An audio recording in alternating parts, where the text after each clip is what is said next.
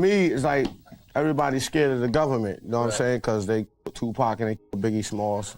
I don't care what y'all say. That's my seeing. Who cares? The record that I heard from him, I knew it was something special. I knew that he was gonna be all right, especially under Puffy's direction.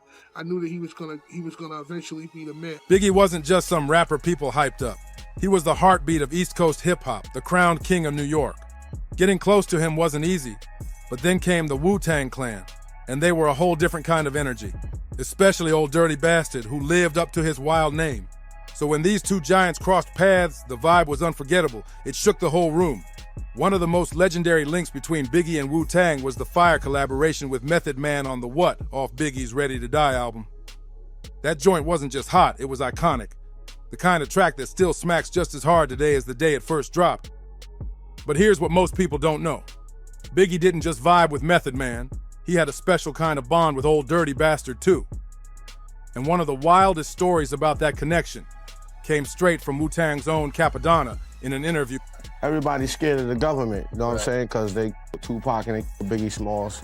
I don't care what y'all say. That's my seeing. He called it one of his most unforgettable ODB memories. According to him, there was this one time during a Notorious B.I.G. set in Brooklyn where everything went left in the most unexpected way. Out of nowhere, Dirty stormed the stage like he owned it. He straight up snatched the mic from Biggie's hands and started rapping like the whole crowd came to see him. Now anybody else pulling a move like that would have caused instant drama, but not Dirty. Instead of shutting him down, Biggie hyped him up, turning the moment into pure magic on stage. B.I.G. Special cut on the album. What's the special cut? They got two. Oh yeah, you got two special cuts on the album. You got 27.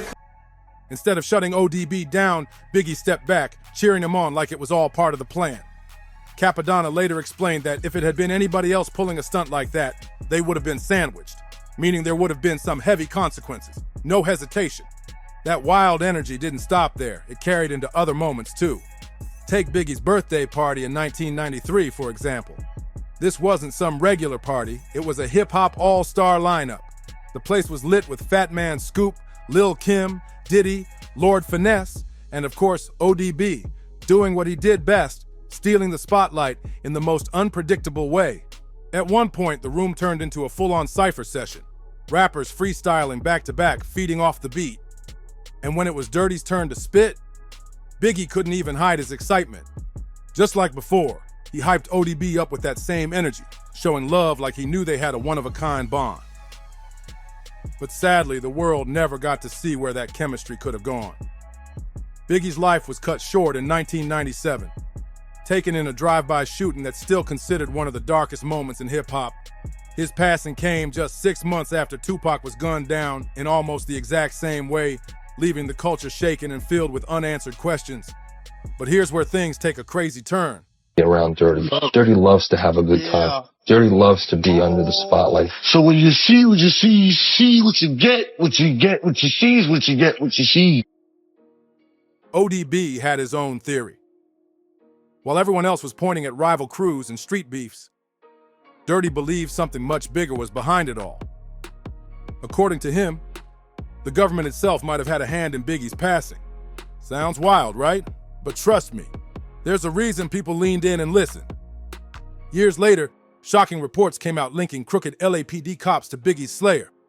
Maybe they weren't the ones who pulled the trigger, but the evidence suggested they played a role behind the curtain, and that lined up eerily close to what ODB had been saying all along. See, ODB's paranoia about the government wasn't some random phase. He'd been calling it out for years. He swore he was being watched, monitored, even targeted, and most people just brushed it off like he was slipping deeper into conspiracy mode.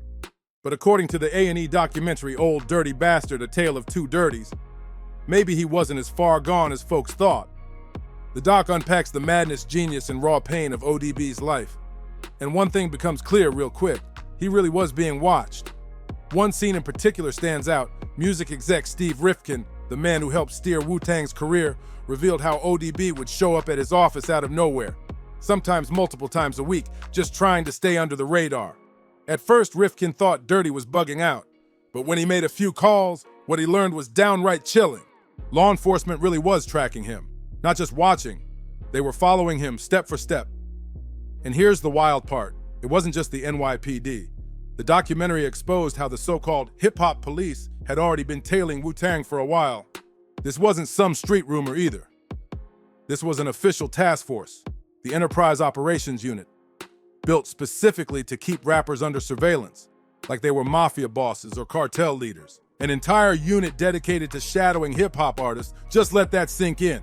The so-called hip-hop police weren't just hanging around. They were building full-on dossiers. Strength sometimes in a moment of panic. Yes. And you lifted the car off the girl. By yourself? No, he got some people there. Some people there, and it just happened, Their job was to gather intel, track movements, and basically treat rappers like they were running street cartels. And with ODB being one of Wu-Tang's most unpredictable and high-profile members, he became an easy target. From random traffic stops to pulling up at venues and spotting unmarked cars lurking across the street, the pressure never let up. He was living under constant surveillance, and this time, it wasn't paranoia. It was real. Then in 2012, things got even crazier. ODB's FBI file was finally released through a Freedom of Information Act request, and what came out was wild. A 95-page file heavily blacked out but packed with disturbing details. Turns out the FBI had been monitoring the entire Wu-Tang Clan from around 1999 all the way to 2004, right up until the year ODB passed away. Now, the file didn't nail the group on specific crimes, but it painted a dark picture filled with suspicion, whispers of violence, and serious accusations that made the whole thing feel bigger than music. And then came the real bombshell, a letter that reportedly landed on the desk of the U.S. Attorney's Office.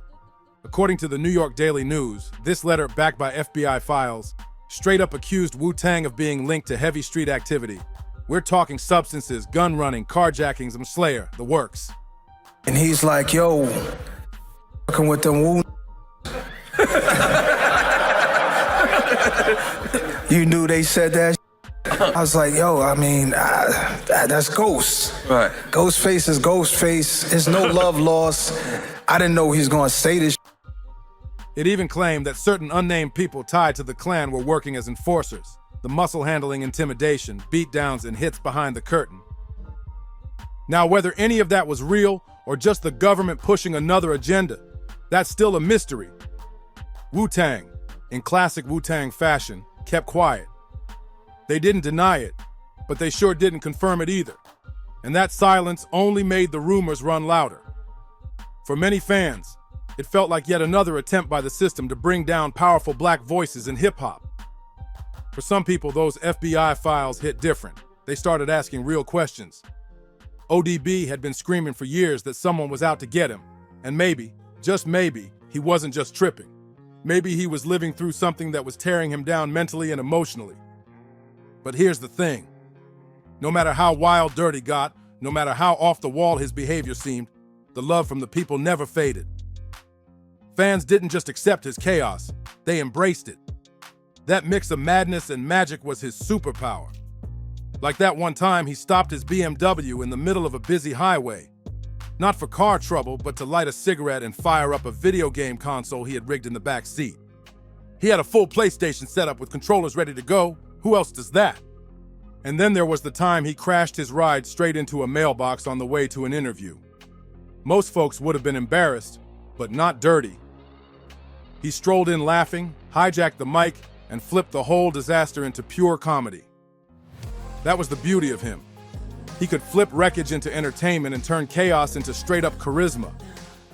ODB was a walking contradiction, and people didn't love him despite it. They loved him because of it.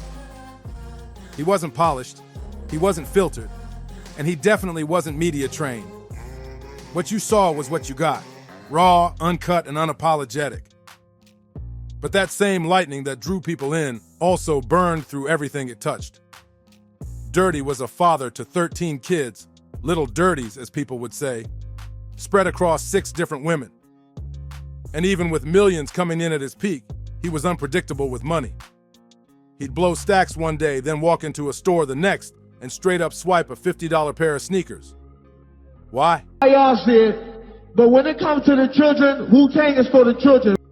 Nobody really knows. Rebellion, impulse, or maybe he just didn't care. He once even bragged about not paying taxes saying he was keeping it real by staying close to the streets. And in his mind, that was the truth. Maybe ODB just couldn't let the streets go, even when he had every reason to. But for every dark, reckless side of Dirty, there were moments when the light broke through just as strong. Like that unforgettable night in Brooklyn, 1998. A car accident left a 4-year-old girl trapped under a flipped Mustang. Before emergency crews even arrived, ODB jumped into action. He rallied bystanders, got people to work together, and helped lift the car off the child. Real hero energy when nobody expected it. And just a few hours later, he was at the Grammys, storming the stage in the middle of Sean Colvin's acceptance speech to let the world know Wu-Tang is for the children. Wild as it was, that moment stuck forever. Because he actually meant it. Dirty could be unpredictable as ever, ghosting interviews or showing up halfway sober. But then out of nowhere, he'd drop deep thoughts on music. One minute he was breaking down the Beatles, alternative rock, or even Barry Manilow. The next, he'd be on MTV giving teenagers advice about love and heartbreak. He wasn't putting on some mask, he was the persona, raw and uncut. He didn't try to fit in, he bent the world around him, always loyal to his people too. If a venue tried blocking him at the door, he'd pull up with the whole block and say, "They're with me." If someone spilled a drink on his shoes, he'd dump the rest of his own drink on himself, laughing, "Now we even." That was Dirty, messy, unfiltered, but always loyal. He wasn't just a wild performer. He was also a protector, a mentor. He'd spend hours on the phone with up-and-coming rappers, giving them game, warning them about the traps he'd already fallen into. And maybe that's why he and Biggie clicked so well. They both carried chaos, but underneath it, they cared for their people. Now, even though Biggie had real love and respect for certain Wu-Tang members, let's be clear, not everything was smooth sailing. Behind the scenes, there was serious tension brewing between Biggie and two of Wu's core soldiers, Ghostface Killah and Raekwon. Just in general, because he wasn't coming at it like that. Because if you listen to his album, he tell a whole story. And to really understand how things got that heated, you gotta rewind the tape back to 1995, the thick of hip-hop's golden era. The energy back then was electric, legends dropping classics back to back, the sound of New York evolving into something bigger than life. But with all that greatness came a mountain of tension, because in that era, every single move mattered, every verse, every beat, every sample, even the way your album cover looked, it all carried weight. And the one thing you never did in that climate was bite. Straight up copy someone else's style or idea. That was the ultimate violation in hip-hop, the kind of disrespect that could spark a full-blown battle. So when Raekwon dropped Only Built for Cuban Links, a project that went on to become a certified classic, fans weren't just focused on the music, they caught the shade too. Buried in that album was a skit where Ghostface Killah went off about rappers stealing other people's ideas. He didn't name names, but the streets didn't need a manual. Everybody knew exactly who he was pointing at, the Notorious B.I.G. From Ray and Ghost's perspective, this wasn't some throwaway jab. This was personal. They were tight with Nas, and Nas's Illmatic cover had already gone down in history. Young Nas with the Queensbridge backdrop, a raw image that symbolized his roots and his whole identity. So when they saw Biggie's Ready to Die cover, with that baby front and center, it looked a little too familiar. To them, it wasn't a coincidence. It looked like Biggie was borrowing from Nas's blueprint and flipping it like it was his own. But here's the twist. What Ghost and Ray didn't realize was that there was never any beef between Nas and Biggie. Behind the scenes, the two actually had a lot of mutual respect for each other. They were cool, no drama between them at all. But in 1995, when rap was running off ego, pride, and reputation, the truth didn't matter. Perception did.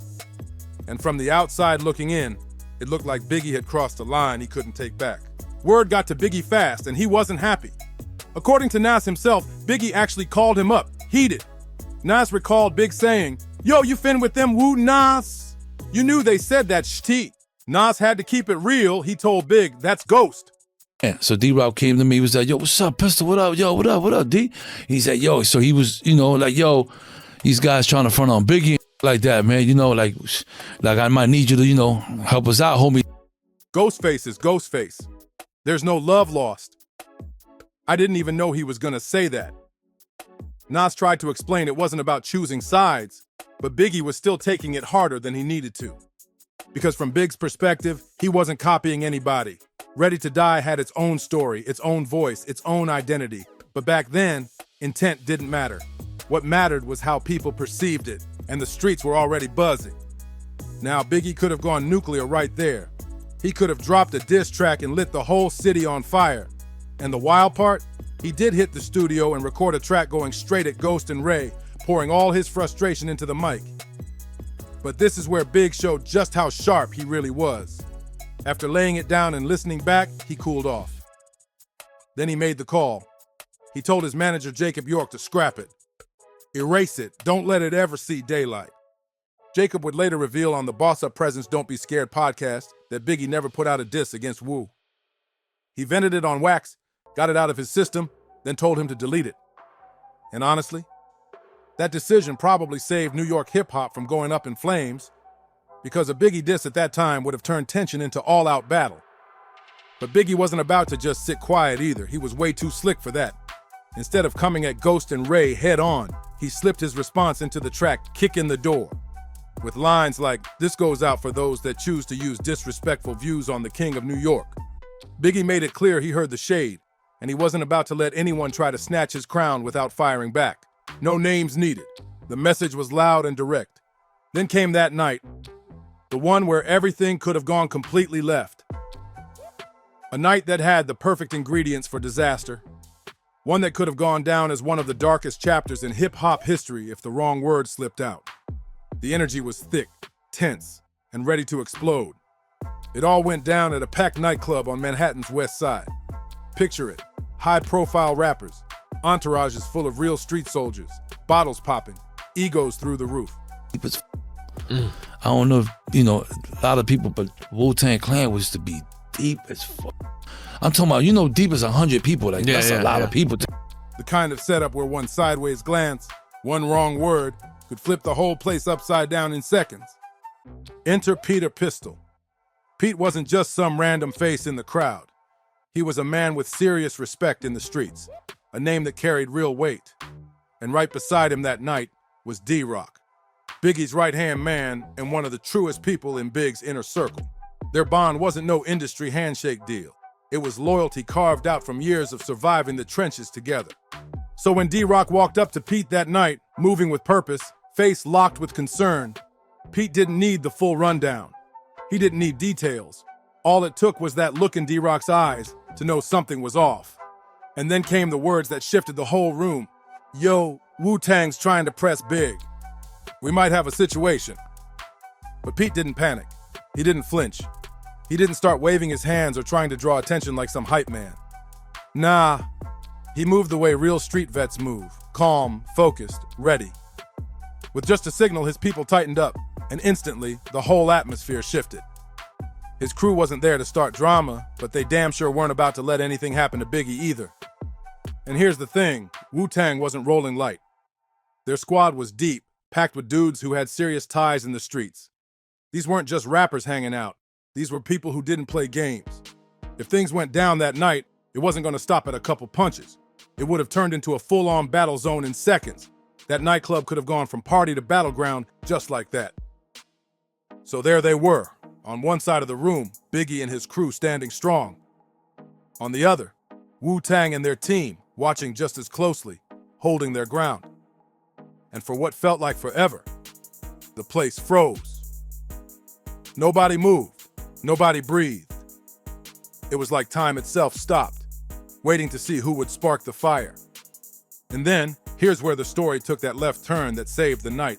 Pete locked eyes with Raekwon across the room, and instead of letting ego or pride push things into chaos, he made the real OG move. He stepped up to talk. And Ray? He listened. Because deep down, he wasn't trying to bring that kind of heat down on the spot either. Both of them knew exactly what was at stake. If their crews went off, blood would be spilled, and the entire city would feel it. Neither one of them wanted that on their conscience. And just like that, cooler heads prevailed. What could have gone down as one of hip-hop's ugliest nights instead turned into a moment of peace. because two real ones chose to keep it solid. One of hip-hop's ugliest moments got diffused because two real ones chose peace over pointless beef. Years later, Pete has spoken on that night, and he's always kept it 100. He never brags, never twists it like Biggie and his people punked Wu-Tang.